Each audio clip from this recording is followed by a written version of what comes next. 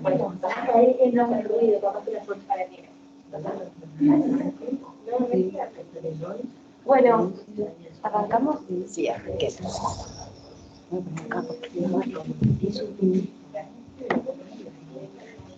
Bueno, buenos días a todas, gracias por venir y bueno, después vamos a estar compartiendo este link para el resto de los alumnos que no hayan podido venir presencialmente, pero bueno, está bueno empezar a vernos las caras nuevamente. Volver a volver. Pasa nomás.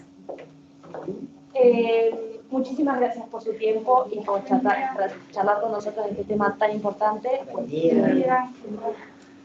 Para los que no me conocen, yo soy Fiorella Cananiero, estoy coordinando el área de alumni y de desarrollo profesional desde hace un par de años acá en la UEM. Y bueno, nada, invitamos hoy a María José y a Marianela para que nos cuenten este tema que por suerte ahora está en boga, hay que decirlo así. Así que nada, sin más, adelante. Muy bien. De paso también promocionamos nuestra nueva licenciatura en psicología, que ya muchos sabrán que lanzamos el año que viene. Así que con Marianela hace muchos meses que venimos trabajando y con Moni, nuestra secretaria académica, para que este proyecto cuajara, y desde este espacio estamos empezando actividades académicas que vayan en la línea. Ahí les están dando un folleto. Gracias. Bueno, la idea, creo yo, tanto de la carrera como de esta charla es sumar, ¿no? Sumar a esto de la salud mental. Y esta charla de ansiedad y depresión, creo que vamos a ir como por partes, tratando de ver qué es la ansiedad, o sea, y discriminarla de lo que es la ansiedad más patológica, la ansiedad que nos complica la vida. Lo mismo que en el caso de la depresión, vamos a irla discriminando de lo que es la tristeza, que es normal, que es esperable, que todos la tenemos, que no nos gusta sentirla, pero que la tenemos y la tenemos que transitar, vivir y demás. Y vamos a ir discriminando cuándo nos tenemos que preocupar, porque de hecho yo le decía a Majo, ocuparnos de la salud mental nos ocupamos todos los días, ¿no? Desde desayunar sano, involucrar el ejercicio o la actividad física en nuestra vida, desde parcializar las actividades de tal manera que no nos estresen tanto, o sea, hacemos cosas, nos ocupamos en el día a día de la salud mental. La pregunta de esta charla es ¿cuándo nos preocupamos? ¿Cuándo nos ocupamos de manera más directa? Porque ya tenemos una intervención de la ansiedad o de la depresión en la vida de algunos de nuestros hijos, de nuestros adolescentes, de nuestros alumnos. Hay varias maestras, hay médicas en el público, tenemos como un público variadito. Entonces, primero vamos a empezar por el tema de la ansiedad y después vamos a ir a la depresión. Y vamos a ir un poco como yendo y viniendo en las edades. Intentamos poner los niños al principio y después los adolescentes, pero se nos puede mezclar un poquito. Era un poco difícil coordinar cómo dar la charla entre dos, que ya hemos dado varias, pero bueno, ayer era, yo te metí una diapo, sacá la tuya, le agregué no sé qué. De hecho no sabemos muy bien el orden de las diapos. Así que va a salir a como salga. Entonces la ansiedad está dentro de nuestras emociones normales. Si nosotras no tuviéramos ansiedad, no hubiéramos llegado a la charla. O sea, la ansiedad es una emoción que nos mueve hacia adelante, que nos inquieta lo suficiente para ponernos en movimiento. O sea, necesitamos la ansiedad en nuestra vida, ¿verdad? Eso como principio general. Lo que pasa es que cuando la gente habla de ansiedad, habla de la otra ansiedad, de cuando la ansiedad ya nos complica la vida. Entonces, primero vamos a diferenciar entre el miedo y la ansiedad. El miedo, digamos que el sujeto conoce algo externo, le tiene miedo a algo concreto, le tengo miedo a la araña, le tengo miedo a la oscuridad, tengo miedo a que me asalten, tengo miedo a algo concreto, identificable y que está afuera mío, ¿tá? Eso en principio. Fíjense cómo los niños tienen todos estos miedos, ¿no? A que entren ladrones a casa, a que mi mamá vaya al hospital y no vuelva, pero ellos te lo ponen en palabras o no, pero el miedo es algo concreto. Y entonces yo lo puedo manejar distinto. La ansiedad, en cambio, de alguna manera la amenaza deja de ser externa y ya la sentimos a nivel interno. De hecho, los niños lo que te cuentan es esta inquietud, por eso me pongo acá, porque tienen muchos síntomas por este tubo que está acá, que ahora los vamos a ir viendo. Entonces es una inquietud interna ante muchas veces cosas que desconocen. Se sienten inquietos, se sienten nerviosos, pero en realidad no hay un desencadenante externo. No es que hay un terremoto y entonces yo me puse nervioso. Ahí hay un desencadenante. Pero el niño siente esto como sin una causa aparente. Es importante entender que la ansiedad es una respuesta adaptativa. no necesariamente es mala. Se convierte en desadaptativa cuando se instala como cuadro. Y también entender que la ansiedad tiene diferentes variables. La primera que captamos es la física, pero hay un polo cognitivo en la ansiedad. Hay personas que tienden más a una ansiedad cognitiva, entonces uno dice, pero es tan tranquilo, y sin embargo por dentro esa cabeza no para. Siempre en la ansiedad hay un componente de vaga alarma o amenaza, pero es vaga. Es esa sensación de algo me está amenazando, pero yo no sé bien qué es. Mientras el miedo tiene objeto, le tengo miedo a esto, en la ansiedad está esta sensación vaga de amenaza, que para algunos va a tener más un polo físico y que es muy importante, además, cuando uno va trabajando con la persona, ayudar a la persona a identificar su polo físico. ¿Dónde sentís tú la ansiedad? Porque muchas veces es como la primer puerta de entrada, y que una vez que la persona sabe, sí, ay, a mí lo primero es el cuerpo, no tengo ni idea por qué, pero es la espalda, es el colon irritable, es las manos que me sudan. Entonces vamos a empezar a poder dialogar con esta emoción que es la ansiedad, así como tenemos que enseñar a todas las personas a dialogar con sus emociones, dialogar con la ansiedad, entender cómo es mi ansiedad. Esto de que todos tenemos ansiedad, pero la vivimos y la manifestamos de manera diferente, y tenemos que aumentar la capacidad de conocer cómo yo vivo esta emoción tan importante que me habla de tantas cosas, para no dejar que se instale como un cuadro. Absolutamente, y por eso había puesto esta imagen de las emociones distintas de la película Intensamente, que ustedes ya la conocerán, que ahora están peleando un poco a Paul Ekman, que es el que propone esta distinción entre las emociones, pero hoy no nos vamos a entender, tenemos que hacer otro curso solo de emociones, y a nivel neuro, de las emociones, que me parece que aporta un montón. Y ahora, si yo me olvido, más fácil me acordar de estos dos caminos en el cerebro con respecto a la ansiedad. Fíjense cómo cada una de las emociones, de alguna manera, podemos decir que viene a cumplir una función para nosotros. O sea, todas las emociones las necesitamos. Todas las emociones necesitamos porque cumplen una función distinta. Por ejemplo, acá está la tristeza, ¿no? Que vamos a hablar de esta bastante, ¿tá? La tristeza cumple una función. Yo sé que no nos gusta, ¿no? Es como, es la que me aburre tener, ¿no? Es feo sentirse triste, pero en realidad, por ejemplo, sabemos que el metabolismo se enlentece cuando estamos tristes, y eso permite que nuestra energía baje, que se centre en el dolor, por ejemplo, en una pérdida, y podamos hacer un duelo. Quien no puede tocar la tristeza no puede hacer un duelo saludable. O sea, que viene a, por ejemplo, hacernos que nos despidamos de una etapa, ni siquiera de una persona. Poder despedirnos de lo que fue nuestro cuerpo de niño y pasar a la adolescencia. Siempre va a estar presente. De hecho, si ustedes miran de nuevo, Intensamente, la protagonista, que parece ser acá la alegría, porque es muy chispita y porque la vemos durante toda la película haciendo ruido, acá estoy, en realidad quien resuelve el conflicto de la protagonista es la tristeza. Sin tristeza no se podrían haber empezado, digamos, a construir todo lo que se va destruyendo en la película. Entonces acá tenemos a Mafalda, que está de noche y dice, Dios mío, ¿qué sucede? Dicen los papás, nada, ahí está Mafalda, que no vayamos a llegar tarde el primer día de escuela, ¿no? Se ve que eran las 3 de la mañana, 4 de la mañana, ¿no? Por la escena. Entonces, ¿esto es ansiedad? No. Para ir discriminando. Esto es entusiasmo. Un entusiasmo que la tiene alerta, se parece a la ansiedad. Porque Mafalda a las 3 de la mañana ya estaba vestida, con el portafolio y pronta para llegar a la escuela. Esta vez, la ansiedad funcional, que tiene que ver con el entusiasmo, que nos mueve, como decíamos hoy al principio. En cambio, ¿cuándo cambia esa ansiedad? Majo empezó a hablar de esto, que está acá. Ven el ratón, ¿no? La ratita que gira sin cesar en el cerebro de esta persona, ¿no? La ansiedad se nos vuelve patológica, se nos vuelve disfuncional, nos empieza a poner en problemas cuando es desproporcionada y cuando además es demasiado prolongada, cuando hace 6 meses que yo estoy sin poder parar mi pensamiento. Eso que decía Majo es re normal de ver gente que uno dice, pero está muy tranquila. Sí, pero la ansiedad va por dentro, dice el dicho, y es tal cual. ¿Dónde va? En nuestro cerebro. Una cosa interesante cuando trabajamos ansiedad es la ansiedad generalizada, que es el preocupón. ¿verdad? Que uno encuentra muchas personas que son preocuponas, que siempre tienen algún problema que las está atendiendo, captando su ansiedad. Y que es bueno saber, esto en la base tiene dos ideas erróneas que uno puede trabajar con la persona. La primera es, si lo pienso suficientemente voy a estar preparado.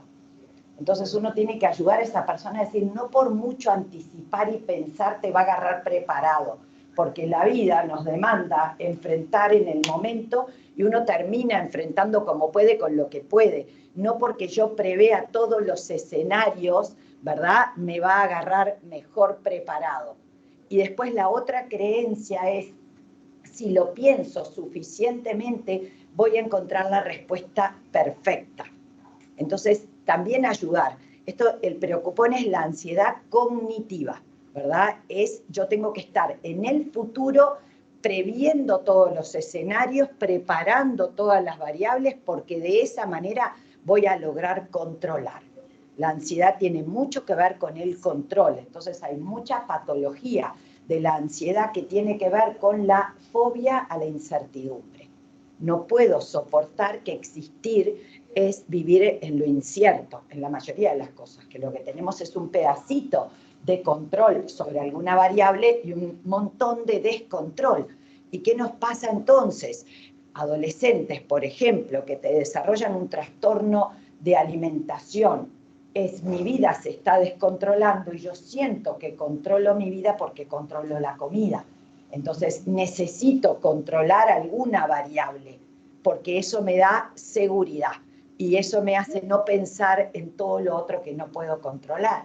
Pero entonces hay que tener mucho cuidado cuando trabajamos con ansiedad, con depresión, con el síntoma, porque a veces me atrapo en el síntoma y me pierdo de todo lo que hay subyacente, de que esa emoción, esa ansiedad, ese necesito controlar, me está hablando de necesidades.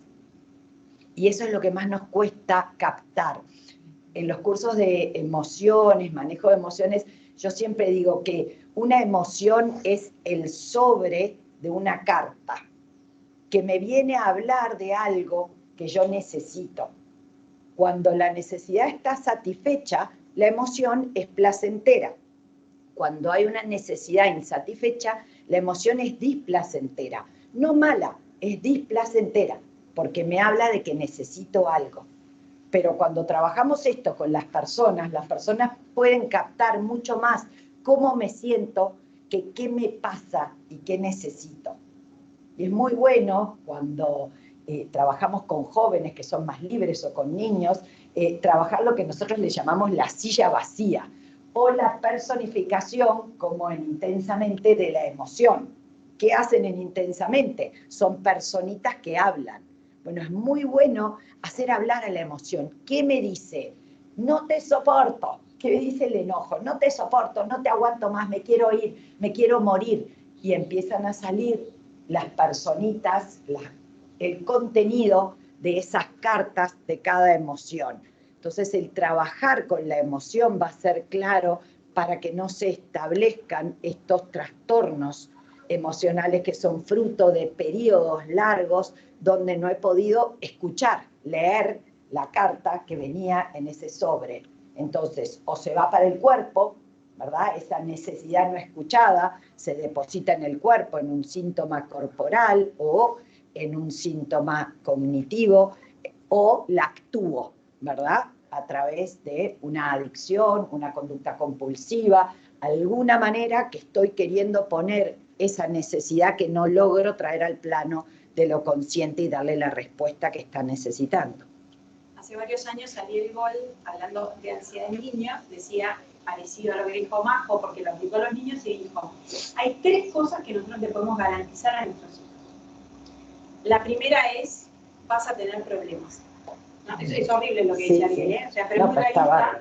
O sea, si hay algo que yo puedo garantizar a mis hijos es que van a tener problemas, que las cosas que a veces buscando que salgan de determinada manera van a salir de otra, o sea, las cosas no te van a salir bien, no vas a poder controlar todo, y además te vas a morir. O sea, es un horror, ¿no? Ariel no decía que había que decirle esto a los hijos, sino que había 3 cosas que uno podía garantizar. Y Ariel cuando decía esto se refería a esto de la incertidumbre con la que tenemos que convivir apenas nacemos. Empezar, como yo dije en la presentación, cuando nacemos empezamos a morir y empezamos a convivir con esto de la incertidumbre.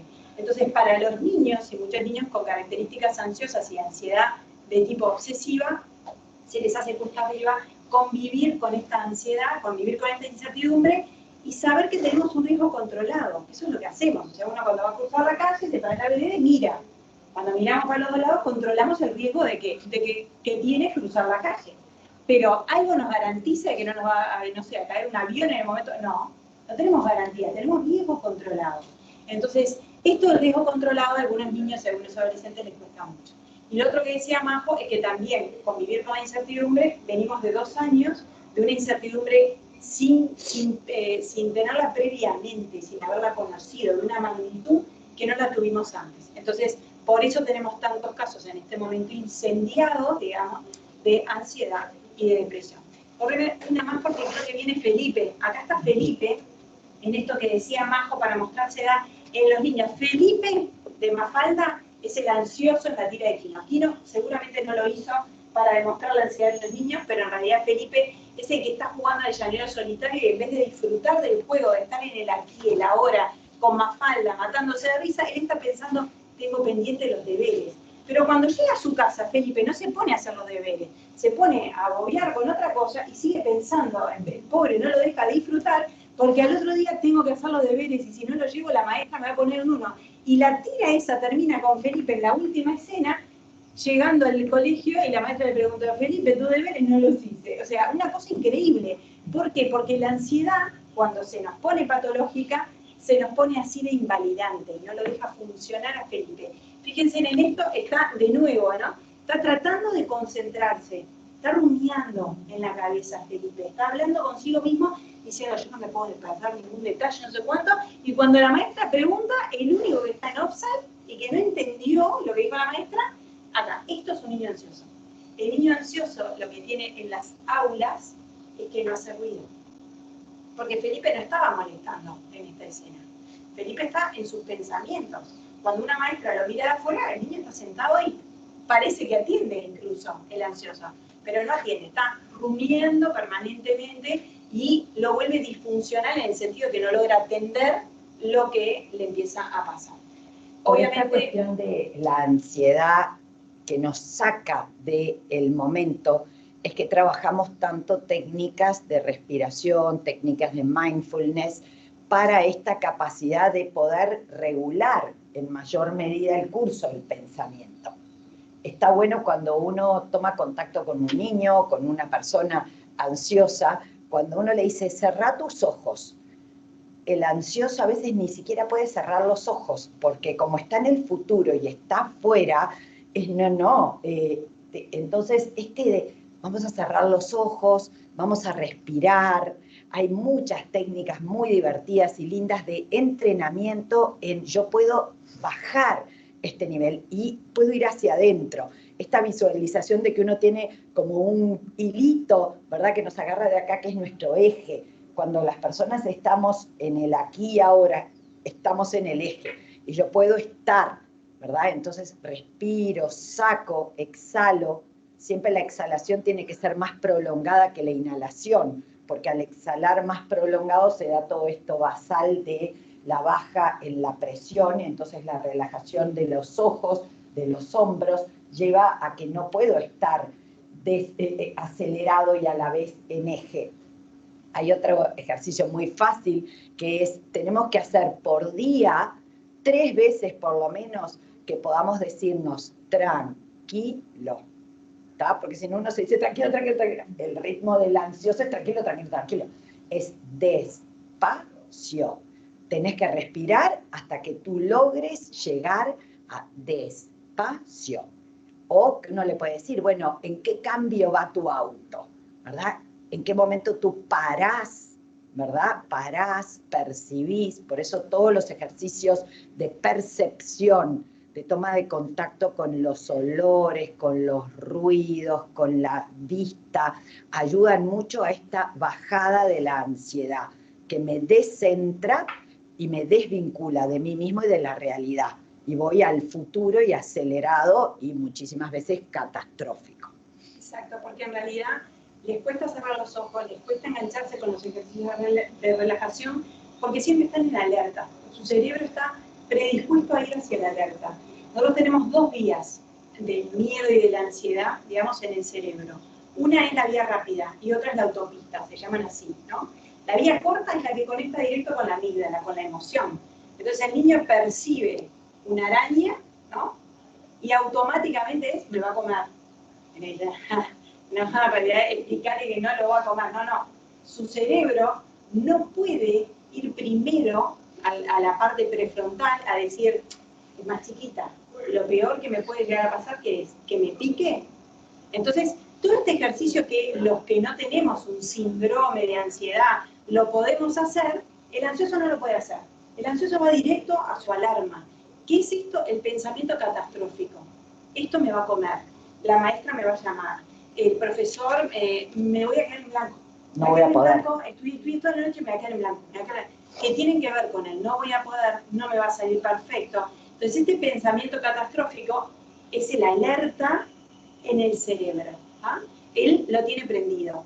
Y obviamente esto no es solo cognitivo, porque hasta ahora hemos visto lo cognitivo, pero en el niño también tiene impacto en lo que son las conductas de sueño, de alimentación, del estado de ánimo. Muchos niños que no se los trata a tiempo, digamos, con un trastorno por ansiedad, terminan deprimidos porque esto es cortisol para nuestro cerebro permanente. Es la canilla abierta de cortisol. Entonces nuestro cerebro está preparado para determinada cantidad de cortisol. Pero también necesitamos de otras hormonas, que ahora los vamos a ver, de otras sustancias que necesitamos para producir bienestar, digamos, y no solo el malestar que trae el cortisol. Capaz que pasa una más, a ver si ya podemos ir. Entonces acá están los distintos trastornos, digamos, de ansiedad que se dan en los niños, en los adolescentes, los vamos a pasar muy en los adultos. Sí, por supuesto, los compartimos. Entonces tenemos el trastorno de ansiedad generalizado. Esto es cuando ya se instala como trastorno, tiene duración mínima de 6 meses, tienen determinados síntomas que se tienen que dar para poder decir este niño tiene, después de pasar por una evaluación, este trastorno de ansiedad generalizada o un trastorno de ansiedad por separación. No da lo mismo, por ejemplo, volviendo a discriminar, un niño que le cuesta quedarse un poquito, ¿no? Y llora un poquito cuando se desprende de la mamá o del papá para quedarse en el jardín o en la escuela, y un niño que uno lo ve angustiado y que lo único que hace es llorar para irse a su casa, que no le permite estar, que no le permite disfrutar del aprendizaje y demás. Y en el trastorno de ansiedad por separación lo que subyace es, si yo no estoy cerca de papá o de mamá, les va a pasar algo grave. Yo necesito, de alguna manera mágica, el niño siente que si está él no va a pasar. Si él se separa, puede pasar esa pérdida que teme. Sí, esa es una, y la otra es, se van a olvidar de mí, que es el que está así en la puerta esperando a ver, ¿no? Y que los papás te dicen además, si no llego primero, yo ya lo veo que él, si es el tercero en que lo pasen a buscar, ya se nos descompensó, porque se olvidaron de mí y entonces no me van a venir a buscar. Trastorno de pánico, que este sí lo vamos a ver un poquito ahora. El mutismo selectivo, que en realidad entre todos los trastornos por ansiedad tiene una incidencia menor, pero bueno, hemos visto casos donde el niño elige, entre comillas, con quién hablo y con quién no hablo. Tiene dirigido, por ejemplo, solo hablo con la maestra de inglés. Y el resto no le habla absolutamente a nadie. Y a nadie es a nadie. Cantan. Compañeros, algunos tienen el recurso de cantar, pero hay otros niños que realmente no le hablan ni siquiera a su maestra, ¿no? Yo de estos vi varios. Sí, es grave. Sí. Y tienen muy buen pronóstico, los mutismos selectivos, por lo menos los que yo he visto. Las fobias específicas, que estas son más divertidas, ¿no? Y todos tenemos en la familia alguno de estos que tiene fobia a determinadas cosas específicas, nos parecen más divertidos. Como yo digo, no todas las fobias hay que tratarlas, porque si yo tengo miedo a los perros, capaz que no pasa nada. Ahora, si tengo miedo a los perros, si no es invalidante, porque vivo en el Pinar y para ir a la parada del ómnibus tengo que cruzarme con 10 perros, y si no, no puedo ir a trabajar, entonces obviamente amerita. Entonces, ¿cuándo tratamos? Cuando me invalida por determinadas causas, entonces ahí vamos obviamente a trabajar lo que sea, aunque sea una fobia a cosas increíbles. Esto lo pasamos porque sí, no vale la pena. Bueno, acá está de nuevo Felipe, ¿no? Un safari, eso sí que me gustaría, me veo frente a una bestia enfurecida, ya se imagina todo, piensa mejor y dice, qué sé yo qué haría, la cobardía tiene tantos matices.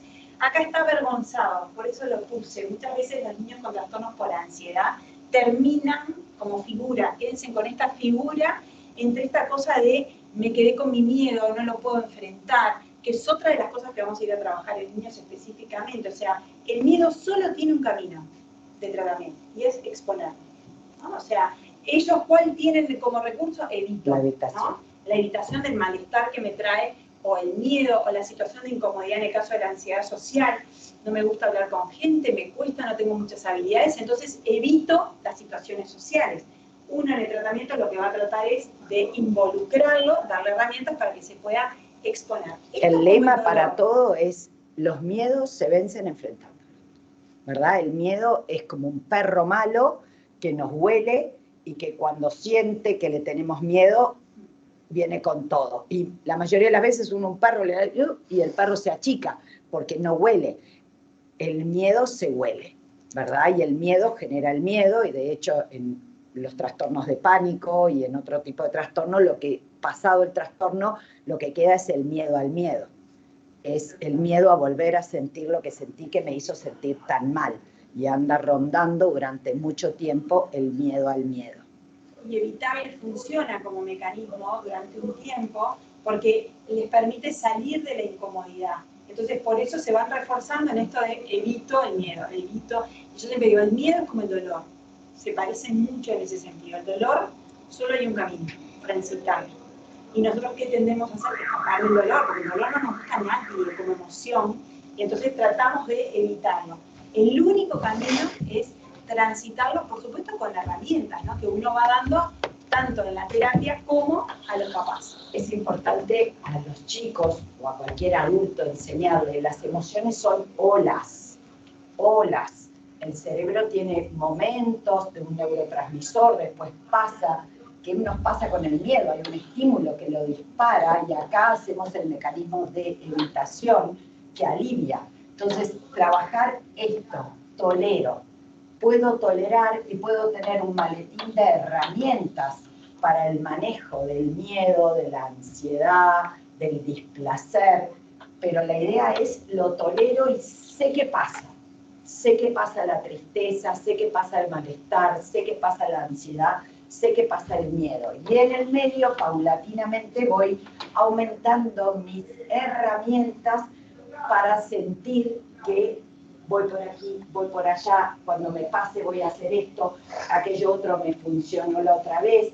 Entonces vamos aumentando la capacidad de vivencia de control frente a esa emoción que se me hace, no voy a poder, plum. No voy al examen, no voy a lo de no sé quién, no hablo en público, no sé qué. O me meto, cuando estoy triste, en la cama, en el útero de las sabanitas, ¿verdad? Protegido, porque no puedo con la vida. Entonces evito, escapo. Bueno, acá esto ya me parece que ya lo repasamos, pero bueno, algunos de los síntomas son la dificultad para concentrarse, por eso lo vimos en Felipe, que piensa y no se logra focalizar. En los niños, todo lo que tiene que ver con dolor de cabeza y dolor de estómago sin una causa orgánica, por lo general, son los principales motivos, las principales causas que logran que los papás los escuchen. Porque claro, estar preocupados... Y en la adolescencia también, Juan Borges, el adolescente que se siente mal el domingo de noche. Que vive tensionado, el adolescente que te dice me duele acá, haceme masaje, o sea... Eso empieza a hacer ruido y es uno de los síntomas, la impaciencia, la inquietud, la tensión muscular, por eso yo me agarré acá, porque viven contracturados, las alteraciones del sueño, los adolescentes que duermen o mucho o muy poco, les cuesta. Es importantísimo saber que el sueño es la primer llave térmica para los trastornos emocionales. Suele ser la primera que salta.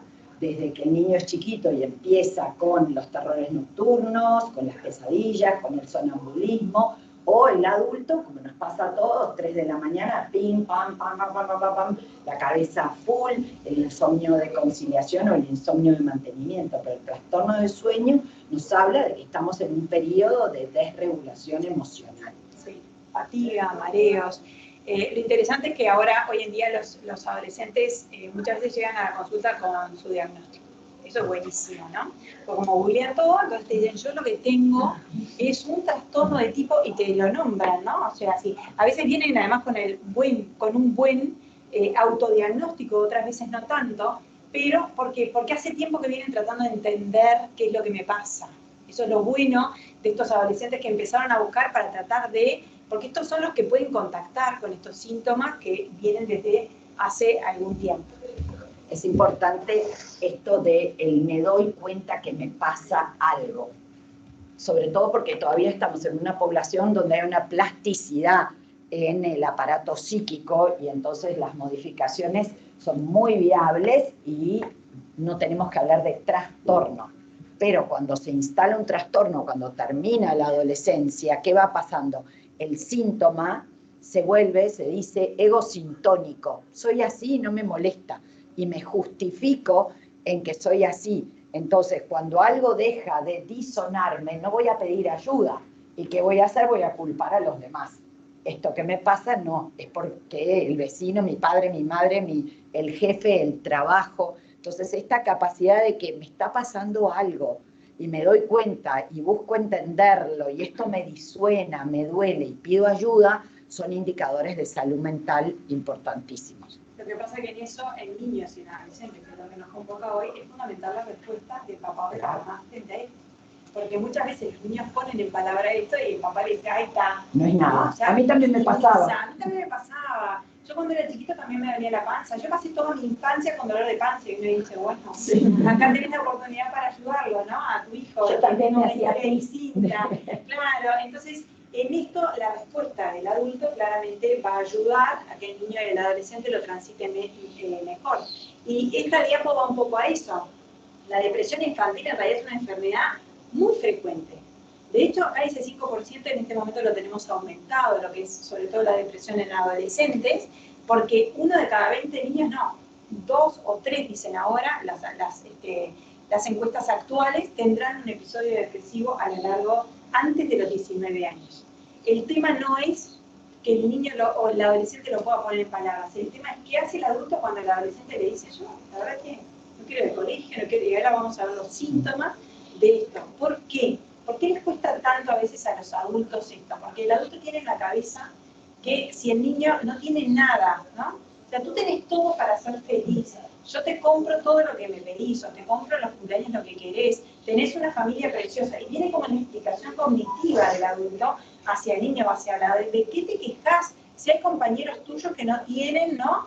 Y uno dice, sí, pero no pasa por ahí. O sea, en realidad pasa porque el niño no está encontrando, o el adolescente no está encontrando igual la manera de ser feliz. Entonces, a veces hay como esta cosa de explicarle que tiene todo, y uno dice, sí, pero uno puede tener todo, y sin embargo tener esta sensación fea de estar deprimido, que ahora vamos a ver alguno de los, capaz que pasa uno más. Esto está, por supuesto, dentro de los factores del humor, y acá vamos a diferenciarla de la tristeza. Por eso yo dije que iba a volver a la tristeza, porque la tristeza es bien distinto a estar deprimido. La tristeza se refiere a cuando tenemos sentimientos temporales, que nos pasan, o sea, hoy, ahora de mañana estuvimos tristes, y sin embargo hoy de tarde podemos funcionar, y no me impide funcionar, además, no ocurren a menudo y no interfieren con actividades en casa, en la escuela. O sea, el adolescente que está deprimido no estudia. No es que se está haciendo el vivo, es que no puede concentrarse, que es otro de los síntomas. La tristeza común pasa rápidamente por sí solo. Además, en los niños específicamente está relacionada a algo específico. O sea, estoy triste porque quería ir a lo de fulanito porque cumplía años y no me invitó. Eso me pone triste. Está referido a un episodio puntual que sucede en el niño, ¿está? O, por ejemplo, si están enojados, que es uno de los síntomas de la tristeza y de la irritabilidad, puede decir, ojalá no me tuviera que ir al examen este estúpido que me puso el profesor, ojalá este profesor no existiera, pues me viene poniendo escrito sorpresa. Eso es referido a, de nuevo, algo puntual, algo que está acotado al profesor de historia que me puso un escrito sorpresa. Y eso es una de las cosas que es importante para empezar a diferenciar. Es importante esto que acaba de decir Marianela, de la tristeza y el enojo, porque la tristeza es una emoción profunda, de profunda vulnerabilidad. Entonces, como los seres humanos nos cuesta la vulnerabilidad, rápidamente vamos aprendiendo a tapar la tristeza con el enojo, porque el enojo nos arma a lo combativo. Y es muy importante poder entender que el niño enojado a permanencia y más el adolescente irritable muchas veces está encubriendo una depresión. Entonces no quedarnos solo con esto de que está enojado, que nos invita a combatir y nos quedamos en el combate, sino tratar de ver que un elemento muy importante que vamos a ir viendo es cuándo nos empezamos a preocupar. Cuando el padre dice, este no es mi hijo, yo sé que está diferente. Y como mecanismo de defensa, a veces queremos minimizar eso, porque me duele, porque no lo sé manejar, porque me angustia que le pase eso. Entonces vemos, no, pero se le pasó, salió de noche, y el adolescente deprimido sale de noche. Entonces, no, si sale con los amigos, o si no, lo que le pasa es que anda enojado, anda infumable, no está deprimido, está infumable, son cosas de la edad. Entonces hay muchas intelectualizaciones para negar aquello que no puedo manejar y me está dejando vulnerable. De hecho, el adolescente deprimido no solo sale de noche para buscar emociones, para ver si siente un poco más algo porque hace tiempo que no siente, que eso es lo que dicen los adolescentes, a ver si con una emoción más fuerte yo me puedo mover un poco internamente. Pasa una más porque hay algo importante de lo que acabas de decir, que creo que está en la que viene. Bueno, la depresión es justamente, ¿no?, estos sentimientos, este sentimiento de tristeza y de enojo, pero frecuente e intenso. Y además, desproporcionado a lo que está sucediendo. O sea, el adolescente sabemos que no tiene ninguna situación especial, nada le cambió, y sin embargo lo empezamos a ver con este cambio. Lo difícil a veces para los papás es que también la adolescencia es una etapa de cambio. Entonces te dicen, sí, no reconozco a mi hijo, pero o porque está deprimido o porque se puso adolescente. Y ahí empezamos, digamos, en la evaluación a ver si esto lo tenía de antes y demás. Ocurre con frecuencia y además empieza a dificultar el funcionamiento en casa, o porque se aísla demasiado, porque todos los adolescentes tienden a aislarse. Creo que esto es muy importante. Sí. La depresión no es un estado de ánimo pasajero. Entonces, uno como primer elemento diagnóstico siempre es ¿hace cuánto que está? Esta nube negra se va instalando y queda, y uno dice, por lo menos 15 días, que uno ya ve que hay un cuadro instalado. Ya no fue momentáneo, sino que hay una instalación del síntoma. Sí. Y de la mano de eso, los sentimientos de desesperanza, nada de esto va a cambiar. Sí, esto lo voy a hablar. Ya lo puse. Mi escuela es lo peor, la profesora esta es karma. Hay una cosa que se llama la tríada cognitiva de la depresión, que va a ser la visión negativa de sí mismo. Empiezan como con esta rumiación de no valgo nada, no soy querible, a mí no me quieren. Un chico que tuvo confianza en sí mismo y de golpe uno lo ve, pero empiezan los sentimientos negativos, estas ideas negativas respecto a sí mismo, ¿verdad? Respecto al entorno y al futuro. Porque en la depresión hay esta cuestión de la desesperanza. En el cerebro hay un circuito, que es el circuito de la dopamina, es uno de los neurotransmisores que más ayudan al estado de ánimo positivo, que es la anticipación de la recompensa. Qué bien la vamos a pasar el viernes de tarde, qué bueno va a estar el partido el domingo, qué bueno los adultos, el vinito que me voy a tomar hoy con un amigo. Entonces uno está de repente pasando mal por algo, pero anticipa que va a venir algo bueno. Entonces, es como cuando nos están ahogando en la playa y hacemos, y respiro en el futuro y agarro fuerza. Entonces, ese es el circuito de la dopamina, anticipo la recompensa. En la depresión no logra funcionar el sistema de la dopamina, el dopaminérgico. Entonces, no hay esperanza de que esto vaya a pasar. Se empieza a caer en este tríada cognitiva de la depresión, acuérdense. Visión negativa de sí mismo, visión negativa del entorno, visión negativa del futuro y la caída en la desesperanza. De hecho, esto es bueno verlo desde el lado de los papás, porque muchas veces los papás hacen ese ejercicio sin saber que están tratando de anticipar la dopamina, y le dicen, pero qué bueno, te citaron para el partido del sábado, ¿no? Tratando de animarlo, te invitó fulano que tanto querías. Y la respuesta del adolescente frente a esta anticipación prestada del papá es, sí, pero capaz que quedó suplente. Sí, pero ¿quién te dice que voy a disfrutar? Por lo fulano también a la reunión. O sea, esto es una señal de alarma, ¿no? Porque el adolescente no está pudiendo ver, digamos, nada positivo. Y por eso el nada positivo viene acá, ¿no? Esto que yo les decía, una cosa es unir la tristeza a un hecho específico, que fulanito no me invitó, que me fue mal en el examen, y otra cosa es verbalizaciones que empiezan a aparecer como desearían haber nacido. Ojalá no me hubiera traído a este mundo. No te lo dicen en este tono, ¿no? Porque muchas veces no te lo dicen en tono de tristeza, sino entró en tono de enojo, de la irritabilidad. Entonces ahí es donde uno empieza a parar las antenas, porque uno de los síntomas claramente son las ideas de muerte y de autoeliminación, que ahora las vamos a ver. Bueno, entonces, como un poco de resumen, en los niños, digamos, los sentimientos negativos pueden llevarlo a negarse ir a la escuela, no querer ir a la escuela, no enfrentar situaciones sociales, lo invitan a los cumpleaños, no quiere ir. Los síntomas físicos pueden incluir llorar mucho, sobre todo en los niños chiquitos, comer muy poco de lo que, con respecto a lo que venían comiendo, o mucho. Aumentan desproporcionadamente la ingesta desde la ansiedad, desde la irritabilidad. Dormir muy poco o demasiado. Esto es otro de los síntomas que compartimos con la bajada o aumento de peso, tanto en niños como adolescentes como adultos, rápida, brusca, siempre es un síntoma de alarma. Absolutamente. No solo porque cuidamos los trastornos de alimentación, no, sino fíjense cómo los trastornos del ánimo está también lo de la bajada brusca de esto. Los problemas de concentración. No tengo ni idea de lo que habló el profesor, no me hables, no sé.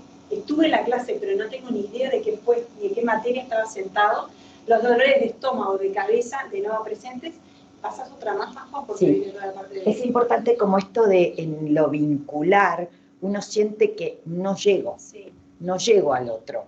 Es como que me desespera a nivel transferencial porque la depresión me ensimisma tanto en mi mundo, ¿verdad? Es como que uno va al bicho bolita porque está lastimado y entonces esa caparazón me aísla del mundo. Me protege, pero me aísla. Entonces, vincularmente, uno de los indicadores para ya sea el docente o para los padres es no logro llegarle. Hay una muralla que se construye entre el yo y el otro. ¿Tienes videito? ¿Querés hacer una introducción? Ay, sí, les voy a poner este video. Yo dirijo una asociación, muchos ya saben, Jóvenes Fuertes, que nos dedicamos a planes de educación basados en la psicología positiva para el desarrollo de fortalezas de personalidad. Y estamos trabajando bastante en contexto crítico. Y ahora en post-pandemia decidimos hacer algunos talleres específicos para la realidad que los chicos están viviendo, y el primero era ¿qué me dejó la pandemia?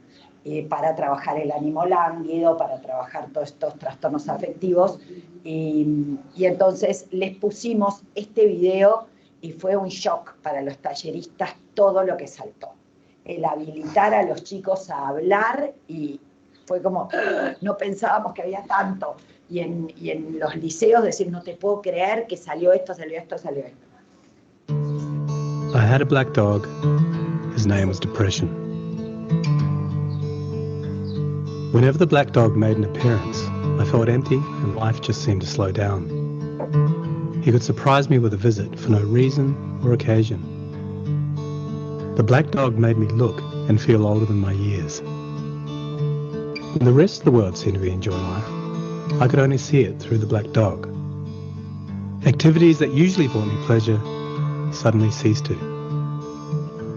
He liked to ruin my appetite. He chewed up my memory and my ability to concentrate. Doing anything or going anywhere with the black dog required superhuman strength. At social occasions, he'd sniff out what confidence I had and chase it away. My biggest fear was being found out. I worried that people would judge me. Because of the shame and stigma of the black dog, I was constantly worried that I'd be found out. So I invested vast amounts of energy into covering him up.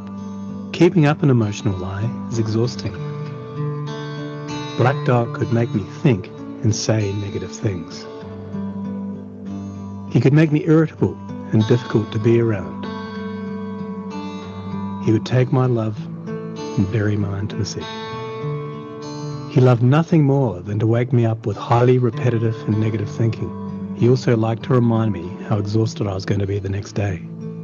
Having a black dog in your life isn't so much about feeling a bit down, sad or blue. At its worst, it's about being devoid of feeling altogether. As I got older, the black dog got bigger and he started hanging around all the time. I'd chase him off with whatever I thought might send him running. But more often than not, he'd come out on top. Going down became easier than getting up again. So I became rather good at self-medication, which never really helped. Eventually, I felt totally isolated from everything and everyone. The black dog had finally succeeded in hijacking my life. When you lose all joy in life, you can begin to question what the point of it is. Thankfully, this was the time that I sought professional help. This was my first step towards recovery and a major turning point in my life. I learned that it doesn't matter who you are, the black dog affects millions and millions of people. It is an equal opportunity mongrel. I also learned that there was no silver bullet or magic pill. Medication can help some, and others might need a different approach altogether. I also learned that being emotionally genuine and authentic to those who are close to you can be an absolute game changer. Most importantly, I learnt not to be afraid of the black dog, and I taught him a few new tricks of my own. The more tired and stressed you are, the louder he barks. So it's important to learn how to quiet your mind.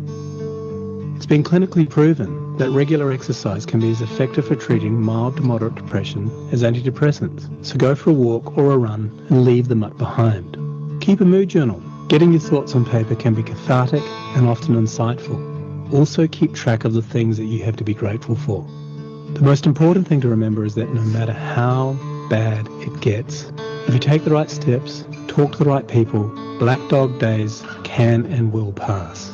I wouldn't say that I'm grateful for the black dog, but he's been an incredible teacher. He forced me to reevaluate and simplify my life. I learnt that rather than running away from my problems, it's better to embrace them. The black dog may always be part of my life, but he'll never be the beast that he was. We have an understanding. I've learned through knowledge, patience, discipline and humour, the worst black dog can be made to heal. If you're in difficulty, never be afraid to ask for help. There is absolutely no shame in doing so. The only shame is missing out on life.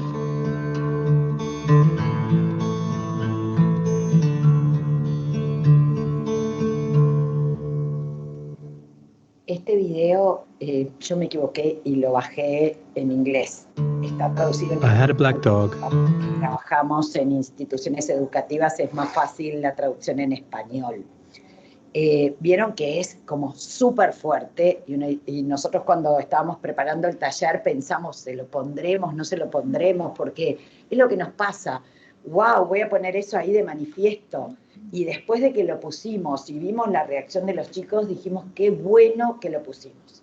Porque esto habla de qué importante que es habilitar a hablar de las cosas que nos pasan. Porque también había chicos que les permitió poder hablar de que les había pasado un suicidio en la familia, un pariente cercano que sufría de depresión, y el valor catártico de poder decir, a mí me pasó, al otro le pasó, a mí me ayudó esto, a ti que te ayudó, genera una cohesión grupal importantísima, genera una parte muy, muy saludable para todos los que trabajamos en salud mental, ¿verdad? El dejar de estigmatizar las enfermedades mentales, habilitar a los chicos de que estas cosas pasan, a pedir ayuda, aprender a buscar información. Todo esto es clave en la prevención de salud mental. Y creo que es una de las cosas buenas que nos dejó la pandemia. Nos hizo como un bofetón de que estas cosas estaban y se estaban instalando y que teníamos que incorporarlas de alguna manera en las mallas curriculares, en los ambientes de trabajo para prevenir, llegar antes y en la medida de lo posible evitar cosas más graves. Y además creo que, más allá de la depresión en sí misma, una de las cosas de la pandemia puso sobre la mesa que todos somos vulnerables. Claro. No importa si estamos deprimidos o no, si nos trajo un trastorno por ansiedad o no. La vulnerabilidad es lo que puso sobre la mesa. Todos somos vulnerables. Y poder hablar y poder pedir ayuda a tiempo, porque este video justo habla de la ayuda profesional, pero en los chicos es la ayuda de un amigo. la mayoría de los adolescentes, poder hablar de esto y encontrar que el otro le pasa lo mismo o tiene a alguien en casa que le pasa algo parecido, ya de por sí es terapéutico para el adolescente. El adolescente, cuando trabajamos con ellos, cuando están en depresión, no quieren volver al centro educativo porque están avergonzados de lo que les pasó.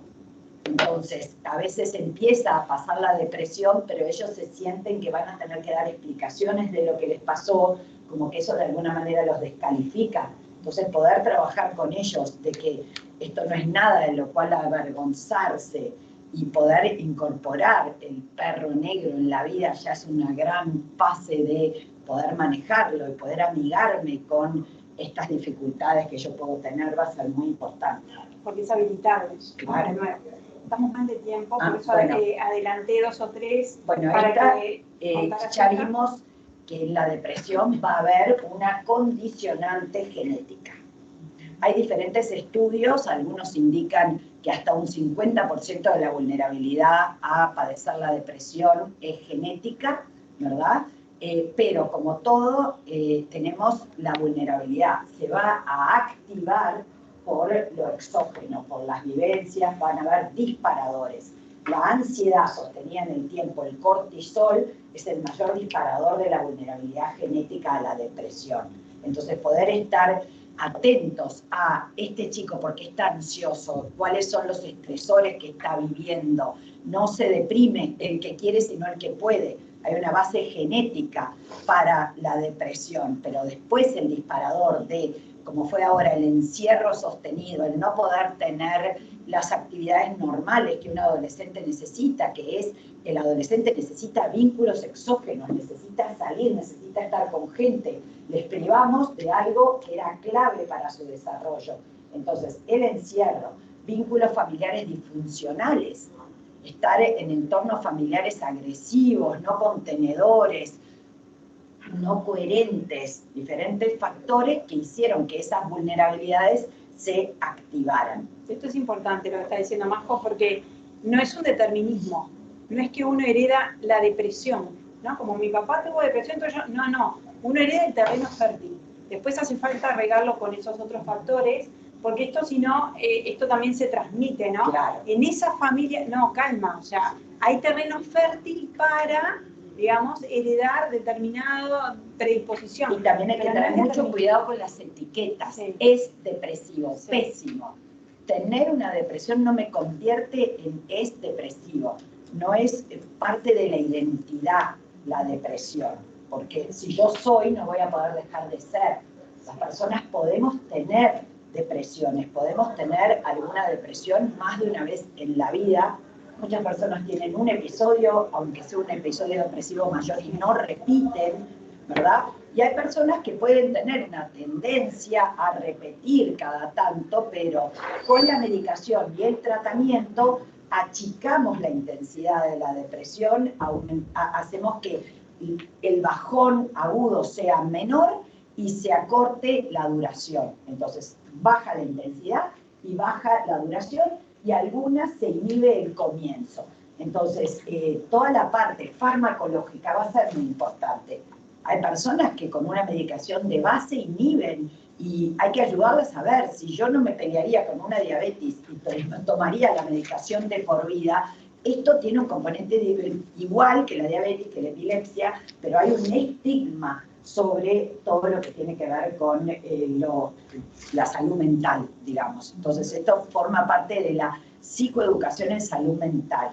Tener una depresión no me vuelve, soy depresivo. Está eliminar eso. Yo soy una persona y tengo mis cualidades, mis valores, mis fortalezas y mis debilidades. Y esto puede ser una vulnerabilidad que yo tenga, con la que me tengo que amigar y aprender que con un buen manejo la puedo prevenir y la puedo acortar en mi vida y es manejable. No estoy indefenso, ¿verdad? Porque uno de los predisponentes a la depresión es la desesperanza aprendida. Nada de lo que yo haga me va a impedir pasarla mal. Entonces, apenas tengo algún síntoma, cae toda la catástrofe de fue como la otra vez, de esta no salgo, es horrible. Entonces, todo esto que hablábamos de la conexión con las herramientas de manejo de esta vulnerabilidad va a ser clave. Entonces, los estudios en psicología positiva, que hay muchísimos, muestran el valor de referencia, la tendencia a la vulnerabilidad y la tendencia a un determinado humor. Es la mitad genético. ¿Cómo se estudió esto? Con estudios de personas que habían ganado la lotería y que habían tenido accidentes. 6 meses después tenían el mismo humor, más allá de que les hubiera pasado algo supuestamente horrible o algo supuestamente maravilloso. La tendencia humoral está. El 10% dependía de las circunstancias y el 40% era actitudinal. Era lo que trabajamos nosotros sobre las fortalezas del carácter, las virtudes, las cuestiones, las competencias socioemocionales. Las herramientas son el 40%. Entonces, ¿qué nos dice esto? Que este es un estudio sobre todo de la Universidad de Harvard, de Sonia Lyubomirsky. ¿Qué nos dice esto? Que aquellas personas que tienden a un humor en baja, ¿verdad?, que como veíamos ahí tienden a una mirada pesimista de la vida. Hay personalidades naturalmente optimistas y personalidades naturalmente pesimistas. La buena noticia es que se puede reeducar esta mirada. Otro factor de un poco más de riesgo es la introversión. Las personas que tienen mayor nivel de introversión, como no canalizan la vida emocional, queda más enquistada, se vuelve más rumiante, ¿verdad? Entonces, ¿cuánto yo soy capaz de extrovertirme y decir lo que me pasa? ¿Cuánto me dura en el campo de la conciencia aquello que me pasa? Hay personas que pasan rápido los acontecimientos y van a otro presente y hacen rápida desapego del estado emocional. Hay personalidades que quedan adheridas al estado emocional. Entonces, voy a una nueva situación, pero siempre hay un porcentaje de lo que me pasó que va al nuevo presente. Entonces esto hace que cuando las emociones son de tipo displacentero o negativo, duran más. Hay menos capacidad de esta catarsis, ¿verdad? Entonces, ¿cómo yo voy a trabajar sobre la mirada de esta persona? Sobre lo que se llama el estilo atribucional, que es a qué le atribuyo yo aquello que me pasa. Entonces, ¿qué pasa cuando hay una mirada negativa instalada? Cuando pasa algo bueno, digo, fue suerte, qué bueno que son conmigo, fue de casualidad, y te lo dicen así como al pasar, y uno ve que las cosas buenas se las sacan de arriba volando. Entonces uno tiene que, para, ¿qué tuviste tú que ver con eso que te pasó? Porque si no, no lo autoatribuye. Entonces, no genera el recurso de sostén, que lo va a sostener cuando venga la mala, porque reconoce sus capacidades, reconoce sus herramientas, reconoce sus fortalezas. En cambio, aquel que tiene esta tendencia en la mirada más negativa, atribuye lo negativo a sí mismo. Cuando pasa algo negativo, ay, sí, es que fue mi culpa. No, pero fueron todos los que hicieron, no, pero yo no sé qué. Lo malo se lo mete a sí mismo, lo bueno se lo sacan así como volando. Cuando pasa algo malo, el positivo le da puntual. Hoy fue un día malo. El negativo tiende a decir, ¿ves que de esta no salimos? Me mató. El otro día un paciente, la novia le había dicho que estaba insegura por una cosa, me mató. Y le digo, ¿qué tal si en vez de me mató, lo cambiamos por otra palabrita? Y dice, me desafía. Y digo, ¿ves eso? Qué diferente que es decirte, me mató, a me desafía. Él en su diálogo interior, cuando pasa lo malo, es hasta acá llegué, fin de la historia, con esto no se puede. Entonces, todo esto es la interpretación cognitiva de la realidad, que lleva a que el estado de ansiedad aumente, al estado de posible tristeza permanezca. Entonces, tenemos que trabajar sobre, no importa, sobre lo actitudinal. Esto es nuestro campo de trabajo. Sobre todo con aquellas personas que tienden a una mirada negativa, a un perfil más naturalmente ansioso, a la introversión, a la desesperanza. Vamos a tener que trabajar muchísimo más en los recursos que le vamos a dar. Por eso hay que llegar antes y prevenir desde el aula. Y por eso trabajamos... ¿La mitad son las circunstancias? La mitad son, no, el valor de referencia, el 10% son las circunstancias. Y el verde los colorcitos se ven mal en la diapositiva. Sí, porque tengo que ir terminando. Bueno, entonces, como decía Marianela, algunas de estas cosas que hacemos mal, ¿verdad? Los padres, los maestros nos desesperamos. ¿Por qué te pones así si no tenés por qué? Y invalidamos que está haciendo porque quiere, ¿verdad? Es que no puede. Entonces, él no sabe por qué se pone mal, está mal, ¿no? Después, repetir los argumentos, como decía Marianela, pero el sábado tenés partido, y vos que tenés tal y cual. La persona, el chico se siente mal y se pone enojado, ¿verdad? Y de la tristeza empezamos a pelear sobre los síntomas intentando sacarlo de eso. Después mandarle, dale, no da para tanto, vamos arriba. ¿Qué es lo que siente la persona? Me siento doblemente mal, porque no puedo salir. Y entonces me siento que el otro espera de mí algo que yo no le puedo dar, ¿verdad? Entonces, la empatía, el estoy contigo, vamos a salir, vamos a pedir ayuda, ¿verdad? Y apoyarnos en los profesionales. Cuando hay un cuadro depresivo es clave. Buscar ayuda, van a tener que ser, cuando el cuadro depresivo está instalado, es muy poquita cosa, ¿verdad? Como levantarse, bañarse, ¿verdad? Levantarse es importantísimo, salir de la cama, bañarse, cosas como muy primarias de alguna manera. Escuchar una música que me gusta, estar al sol, actividades que exijan poco esfuerzo, intentar ver qué le da gratificación para poder ir sosteniendo el periodo con pequeñas actividades, que también va a ser muy importante. Hay que trabajar con el chico o con la persona que empiece sin ganas, porque después se siente mejor.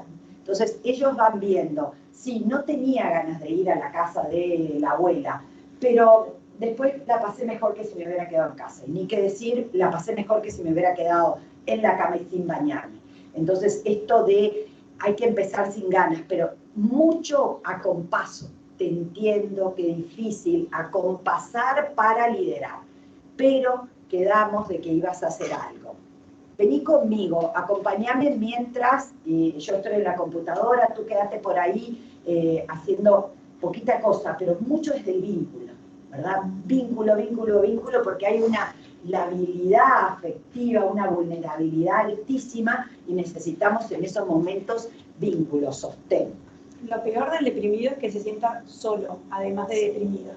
Y es lo que más frecuente hacen los papás cuando le tiran ese tipo de frases. Pero dale, si vos podés, y el chico siente que además de estar deprimido, nadie lo entiende. Y esa es la peor sensación para quien está del otro lado. Capaz que distinguimos esto porque sí. Es importante, hay un psiquiatra español que está hablando de este fenómeno, que me pareció que estaba bien bueno, que lo empezamos a ver ahora, que es un fenómeno post-pandemia. Aclaro, no está en el manual de psiquiatría todavía, porque es un trastorno nuevo, y entonces todavía no está en estudio. Y no es tristeza aguda, no es agotamiento, dice él, ¿no? Este fenómeno nuevo que muchos de los que estamos acá podemos estar sintiendo, es como un desgaste emocional que además tiene que ver con una anestesia colectiva que tenemos ahora post-pandemia y en esta vuelta a la presencialidad. Es como, se parece más a un estado de apatía. Lo que antes me recontra divertía, lo que pasa es que él lo distingue de la depresión, porque la anedonia, que es uno de los síntomas de la depresión, de que antes disfrutaba de un buen asado y ahora no lo disfruto, te dice el deprimido, esto se parece, porque quien era re sociable ahora le cuesta invitar gente, por ejemplo a un asadito. Y uno dice, ¿estoy deprimido? No necesariamente. ¿Qué pereza? ¿No? Es como una pereza generalizada que está ahora y también en los adolescentes. Pereza, falta de voluntad, motivación, sí. ¿Verdad? Como entusiasmo por... También viene de la mano con la falta de concentración, que esto tiene que ver, además esto no lo dice él, pero tiene que ver con estudios del uso del Zoom y del abuso del Zoom que hemos tenido, que nos cuesta más después concentrarnos, y el abandono, ¿no? Antes me encantaba arreglarme, ahora ya hasta me da pereza, ¿no? Ponerme un poquito de maquillaje, sacarme las pantuflas. Bueno, esto está empezando a estudiarse como un síndrome nuevo, que la verdad que en la historia no lo habíamos tenido, porque esto podemos pensar que el post-pandemia se puede parecer a una posguerra, ¿no? Como impacto. Pero en la posguerra había que salir a buscar el alimento, como yo digo. Ahora no tenemos eso porque llamamos a pedido ya. Entonces quedamos también de nuevo en casa, de pantuflas, esperando que nos traigan un muffin, ¿no? Entonces, esto tiene que ver, esto está bueno de ver en los adolescentes, además, para empezar a decir, bueno, ¿qué le pasa a mi hijo? ¿Qué le pasa a mi alumno? ¿Está deprimido? ¿Hay que buscar ayuda? ¿O hay que ayudarlo con este fenómeno que es como un poquito distinto, digamos, por ejemplo, nos pasó, yo estoy ayudando en un centro que se llama Quebracho, no sé si han oído hablar, que se recuperan chicos de la calle con el box. Y hay 2 centros, y uno depende del INAU y otro no depende del INAU. Entonces el INAU en pandemia obligó a cerrar el centro y los chicos no podían ir. Como el otro no dependía del hogar, del INAU dijimos, presencialidad se continúa. Ahora que volvió la presencialidad, el nivel de ausentismo es muchísimo más alto en aquel que estuvo cerrado que en aquel que continuó. Es como que le sacaste el hábito, le disminuyó la voluntad. Entonces, ahora, y veíamos cosas como que había canastas para ir a buscar de alimentos, porque ellos se alimentan en el centro, y la familia no iba. Es decir, pero no tenés que alimentarte y no venís a buscar la canasta, ¿verdad? Esta languidez afectiva, volitiva, ¿verdad? De no... Bueno, Flaca, tenemos que terminar. Sí, un poco ahora volviendo a los niños, porque nos quedó la parte de tratamiento, digamos. Entonces, ¿qué hacemos con niños con trastornos por ansiedad? Terapia cognitivo-comportamental. Entre todas las terapias es la que más eficacia ha demostrado, sobre todo en trastornos por ansiedad. ¿Por qué? Porque ayuda a los niños, a los hijos en edad infantil, o sea, a los más chiquitos, o al adolescente también, a gestionar las preocupaciones, a gestionar lo que son los miedos, la ansiedad, se le dan herramientas, empiezan a entender cómo funciona y enseñan a que los niños puedan entender que lo que pienso y lo que hago tiene que ver con lo que me pasa. Esto que Majo habló recién de estilo atribucional en adolescentes y en adultos, imagínense el beneficio de trabajarlo a los 4 o 5 años, donde el niño ya puede darse cuenta que no es que nadie me quiere, nadie me invita, nadie que lo pone afuera, y puede empezar a darse cuenta que es algo que yo estoy haciendo o que estoy pensando y que me deja fuera del juego. Es muy distinto poder tratar a un niño que tratar a un adolescente que tratar a un adulto, ¿no? Nos vamos convirtiendo, digamos, nuestro cerebro se va rigidizando y cada vez tenemos menos posibilidades de cambio. Por eso, también es importante, pasar una más, el tema de la farmacología. Y acá tenemos, no es mi tema, no soy psiquiatra, pero sí soy clínica, tenemos mucha resistencia, este es otro, no importa, tenemos mucha resistencia con lo que es la medicación en niños, que a los papás nos cuesta mucho entender esto, pero también cuando uno les explica lo que va a aprender el cerebro del niño, es como que la neurona está acá y ve cómo pasa el neurotransmisor con medicación, la neurona dice, mirá, esa funciona mejor, yo la copio. Así funciona la medicación en niños. Entonces en niños muchas veces la medicación durante un tiempo breve produce cambios y después ya sigue solo sin medicación. Distintos en adolescente porque el cerebro ya está empezando a estar más terminadito, y distinto por supuesto en el adulto, que no quiere decir que necesite medicación de por vida, pero sí que va a costarle, digamos, imitar ese comportamiento sobre eso. Y bueno, nada, por supuesto, habilitar como padres, ¿no? Habilitar a que hablen de los sentimientos, hacer muchos juegos. A la que le interese esto, tengo juegos de todo tipo para hablando de sentimientos, jugando con los sentimientos, los juegos de mímica, con cartitas con caras o con cuerpo entero, de lo que son las emociones. Incluso los adolescentes se divierten también con este tipo de juegos, porque no los tenemos en el lenguaje. Por ejemplo, si yo ahora les pregunto a ustedes, no les voy a preguntar porque no tenemos tiempo, ¿cuál es la diferencia entre la frustración y el enojo? Y van a dudar un poquito en explicármelo, porque no tenemos lenguaje emocional. Eso es el lenguaje emocional. Y poder discriminar entre las emociones es parte de empezar a poder gestionarlas. Entonces, por eso importa que los papás puedan hablar de esto y jugar a esto como un juego más, ¿no? Por supuesto, los que tienen niños que están en tratamiento, hay que hablar mucho con el terapeuta. O sea, mucho de esto es psicoeducación para los padres, herramientas para los padres, para después, en algunos casos, ni siquiera se ve al niño en terapia, en otros casos, necesitamos las dos patas del tratamiento, ¿no? Tanto la psicoterapia individual como el asesoramiento a los papás y además muchas veces la farmacología. Creo que queda una más y nada más. Bueno, y después paciencia, ¿no? Paciencia, porque la terapia, como yo digo, es un progreso, es un proceso, no es magia. ¿No? Y muchas veces los papás de ansiosos se ponen ansiosos. Y entonces, ¿y cuánto va a durar? Te preguntan, ¿no? Y uno dice, ojalá yo tuviera, ¿no? Eso. Podemos estimar, podemos, sí, si esto funciona así, si ustedes cooperan de esta manera, si hacemos esto, podemos estimar. Pero también hay que armarse de paciencia, porque los procesos en salud mental son eso, son procesos y hay que esperar determinadas cosas, hay que trabajar para que esos cambios se puedan lograr. Muy bien. Bueno, si alguna quiere hacer alguna pregunta antes del cierre. Vieron que daría para mucho más, en realidad. Es normal que en los colegios se den cuenta, en caso de que, por ejemplo, no sé, los padres no sepan, o yo por ejemplo, mi nieta tiene 3 y me dice, me duele la panza, pero en realidad debe ser... Sí, a veces es el colegio el que se da cuenta de que está pasando algo. Muchas veces. Sí. A veces no, muchas veces. Claro, o sea, en el sentido de que si, por ejemplo, en el colegio no nos han llamado la atención, no han dicho nada, los carnets son normales, también es... Claro, no buscar problemas donde no los hay. Porque también te sigue ese tuvo un salto de crecimiento y me empezó a dormir mal, tuvo, no sé, nació una hermana y un problema. Entonces vos decís, no tiene nada, es algo normal. Pero fue transitorio, no se estabilizó un cambio que quedó... pensándolo como a futuro, decís, necesito llevar la terapia para probar si tiene... No, de ninguna manera. No, pero ahí además tenemos el pediatra. Claro. De verdad que el pediatra no está solo para pensarlo y medirlo, como yo digo. Muchas veces subutilizamos al pediatra en el caso de niños. O sea, el pediatra se hizo pis durante un mes y ya venía aguantando en realidad. Y ahora, ¿te parece que consultemos? Es el pediatra en ese caso que te va a decir, vamos a averiguar si esto es secundario, primario o no. Porque nació el hermanito, vamos a esperar.